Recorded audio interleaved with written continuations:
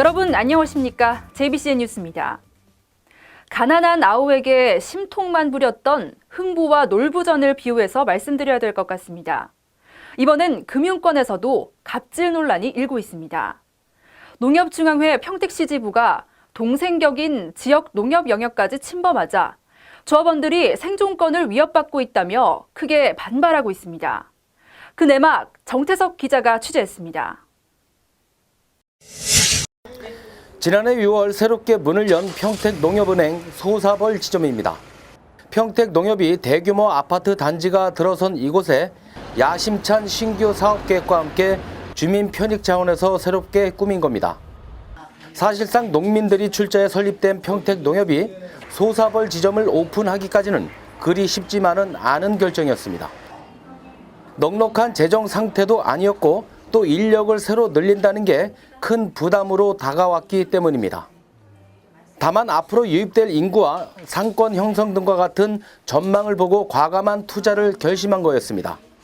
하지만 얼마 전 날벼락 같은 소식이 전해지면서 평택농협은 그야말로 공황 상태에 빠졌습니다. 농협중앙회 평택시 지부가 이른바 NH은행 동평택 지점 신규 입점을 추진한 게 화근이었습니다. 차로 움직이면 채 1분도 안 되는 거리 안에서 같은 브랜드를 가지고 또 동일 영업을 하겠다는 농협중앙의 사업 의지가 불씨를 당긴 겁니다. 이에 평택농협 측은 상도덕을 모르는 이율 배반적인 행동이라며 거세게 반발하고 있습니다. 개정을 해서 사업을 하고 있는 거고요. 그런데 이 상도덕적으로도 이해할 수 없는 이격거리 문제가 좁아졌다고 해서 바로 그 420m 되는 지점에다가 똑같은 브랜드를 가진 농협을 짓겠다라는 거는 저희 농협을 우롱하는 것밖에 볼 수 없습니다. 이렇게 되기까지는 농협중앙회의 갑질 횡포에서 비롯됐다고 주장했습니다.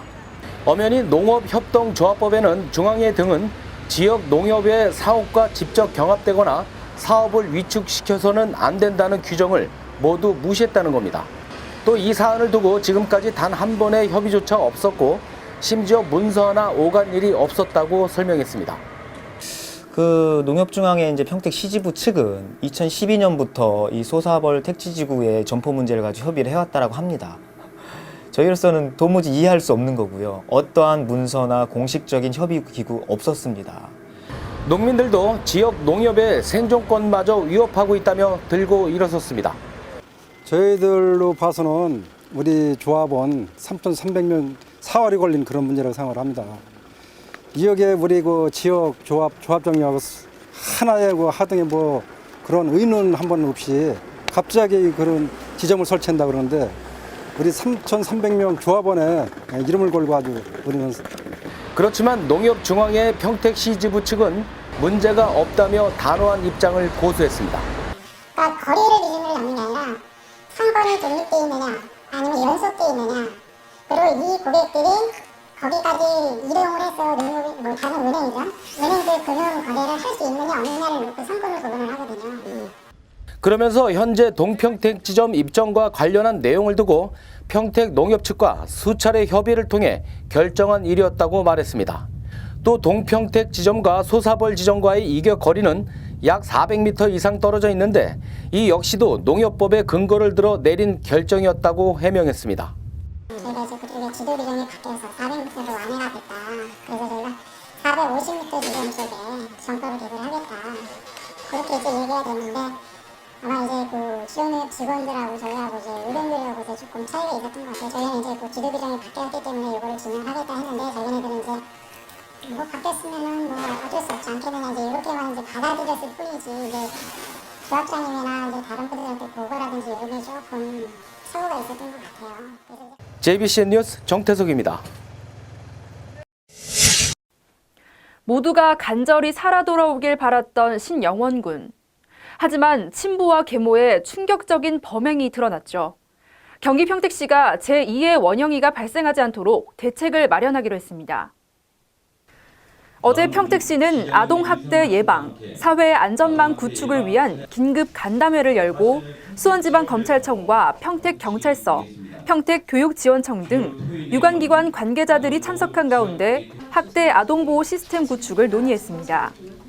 특히 피해자와 유족에 대한 지원과 아동학대 행위에 대한 엄중 처벌, 장기 결석 아동 적극 관리 등 심도 있는 대책들이 논의됐습니다. 공재광 평택시장은 이 자리에서 아동 보호에 대한 시선이 일상생활 곳곳에 스며들어 제2의 원영이 같은 사건이 다시는 발생되지 않기를 바란다고 말했습니다. 지난해 10월 경기 용인시 처인구 모현면에 위치한 주식회사 안전물류센터에서 대규모 폭발 사고가 있었는데요.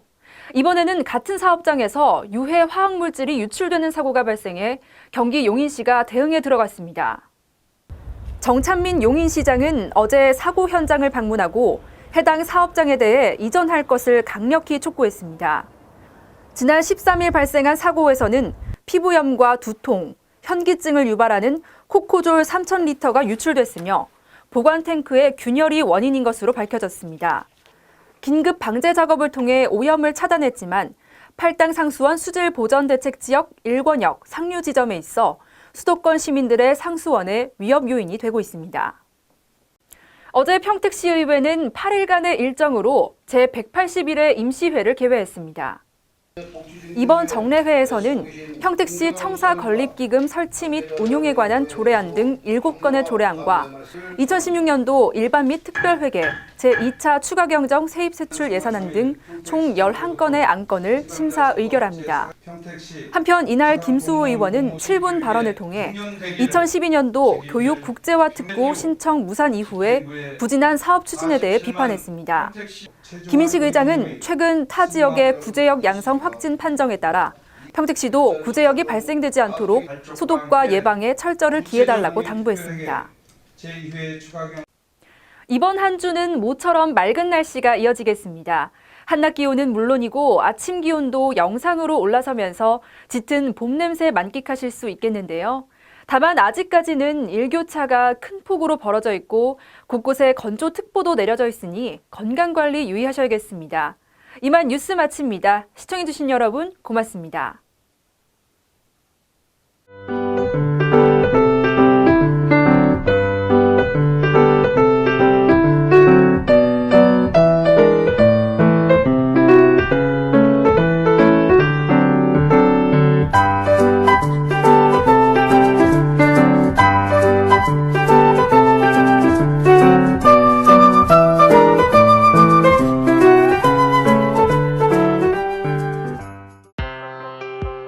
보이십니까?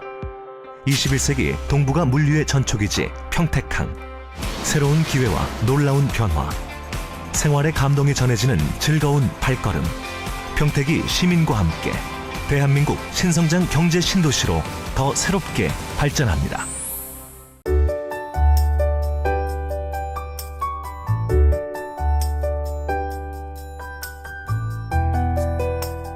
난 여기가 참 좋다.